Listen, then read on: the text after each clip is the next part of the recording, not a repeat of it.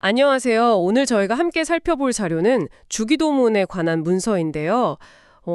많은 분들께 정말 익숙한 기도문이지만 이 자료는 그 배경과 의미, 또 한국교회에서의 사용 방식에 대해 상당히 흥미로운, 어떻게 보면 좀 도전적인 관점을 제시하고 있더라고요. 네, 맞습니다. 저도 보면서 이런 시각도 있구나 싶었는데요.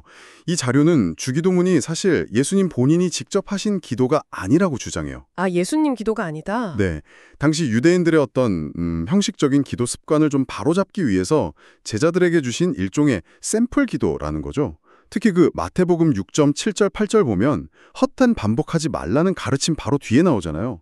그걸 강조하더라고요. 아, 그렇군요. 그러니까 이 자료는 예수님께서 직접 우리 아버지라고 기도하신 적은 없고 오히려 하늘에 계신 내 아버지라고 하셨다는 걸 근거로 드는 거군요. 네, 정확합니다. 내 아버지라고 하셨지 우리라고 하신 적은 없다는 점.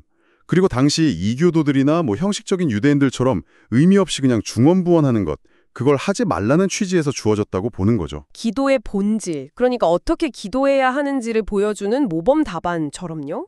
네, 뭐랄까, 그렇죠.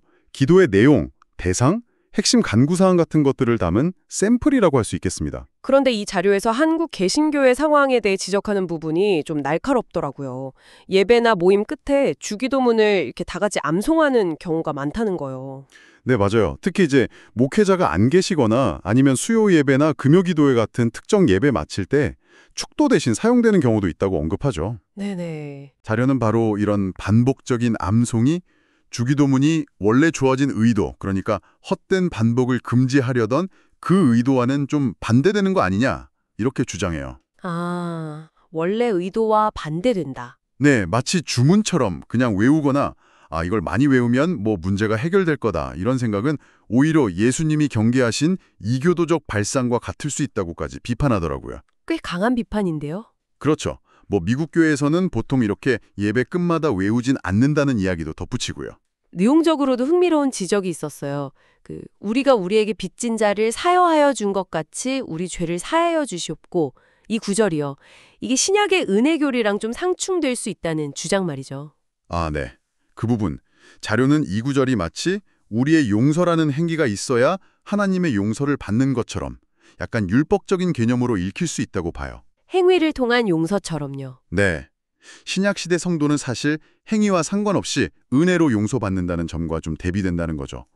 뭐랄까, 시편 51편 11절에 다윗이 주의 성령을 내게서 거두지 마소서 라고 기도한 것처럼 구약적인 배경을 이해하지 못하면 좀 오해할 수 있는 그런 구절과 비슷하게 보는 것 같아요. 아, 시대적 맥락을 고려해야 한다는 거군요. 그렇죠. 또 나라가 임한다는 부분에 대한 설명도 좀 새로웠어요.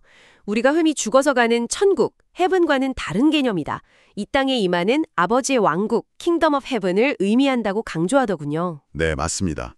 이 하늘의 왕국 개념이 마태복음 전체의 핵심 주제 중 하나인데 주기도문도 결국 그 연장선상에 있다는 거죠. 메시아 왕국이 이 땅에 도래하기를 간구하는, 어떻게 보면 굉장히 유대적인 배경을 가진 기도라고 설명해요. 아, 기존 번역이 그냥 나라나 천국으로 되면서 이 중요한 왕국 개념, 그러니까 성경 전체에서 강조되는 그 개념을 좀 놓치게 만들었다고 지적하고요. 그리고 그 마지막 송영 부분에 대개라는 단어요. 이것도 좀 문제가 있다고. 네네. 그 대개라는 단어, 원문은 호티인데 이게 왜냐하면 for, because라는 뜻의 접속사거든요. 아, 이유를 설명하는 접속사군요. 그렇죠. 왜냐하면 나라와 권세와 영광이 아버지께 영원히 있기 때문입니다. 이렇게 이유를 설명하는 건데 이게 대개라고 번역되면서 마치 대체로나 일반적으로 이런 뜻으로 오해될 여지를 남겼다는 거죠. 중국어 성경 번역에 영향을 받았다는 설명도 있었죠. 네. 근데 흥미로운 건 지금 중국어 성경은 그 부분이 수정되었는데 우리말 주기도문에는 아직 그 대개가 남아있다는 점을 지적하더라고요. 이 자료가 카톨릭 기도관과도 비교를 하던데요. 네, 그것도 좀 비판적으로 다루죠. 카톨릭 교리 문답서를 보면 기도는 자연 발생하는 게 아니라 성전, 즉 교회의 전통을 통해 배워야 한다고 가르치는데 이걸 성경에 나오는 자발적인 기도들, 시편 같은 거요. 아니면 빌립보서 4장 6절에서 너희 구할 것을 감사함으로 하나님께 아뢰라고 한 것처럼 마음을 쏟아놓는 기도와 대조하면서 비판해요. 아, 정해진 기도문을 반복하는 방식에 대해서군요. 네. 그런 반복 기도를 중시하는 방식이 어쩌면 예수님이 금하신 이교도의 헛된 반복과 유사할 수 있다는 거죠.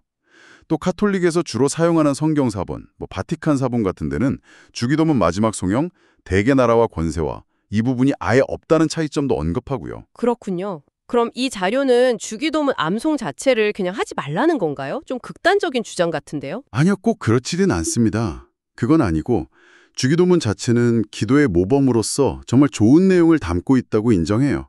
하나님을 아버지로 부르는 것, 그분의 이름을 높이는 것, 그분의 뜻이 이 땅에 이루어지길 구하는 것, 또 우리 필요를 구하는 것 등등. 네, 기도에 필요한 핵심 요소들이죠. 그렇죠. 그런 걸 잘 가르쳐준다는 점은 인정합니다. 다만 그 의미를 깊이 생각하지 않고 그냥 습관적으로 반복 암송하는 것, 특히 예배나 모임 끝에 의례적으로 그냥 붙이는 것은 원래 취지에 어긋난다고 강조하는 거죠. 아, 형식적인 반복이 문제다. 네. 결국 중요한 건 형식이 아니라 진심으로 하나님과 교제하고 소통하는 그 마음 자체라고 결론을 내립니다. 오늘 살펴본 자료는 정말 우리가 너무 익숙하게 어쩌면 당연하게 여겼던 주기도문에 대해 상당히 근본적인 질문들을 던지는 것 같아요. 이게 샘플 기도였다는 점, 또 반복 암송에 대한 경고, 그리고 하늘의 왕국 같은 핵심 개념까지 다시 생각해 볼 지점들이 참 많네요. 네, 그렇습니다.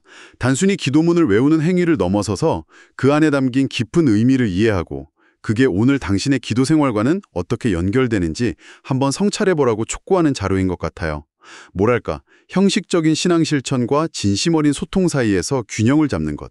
이게 계속해서 우리가 고민해야 할 문제가 아닌가 싶습니다. 당신의 신앙생활이나 기도 습관 속에서 오늘 나눈 이 자료의 관점들이 혹시 어떤 의미로 다가오시나요?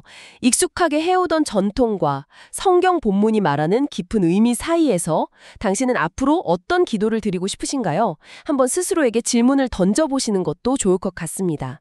오늘 깊이 있는 이야기는 여기서 마무리하겠습니다.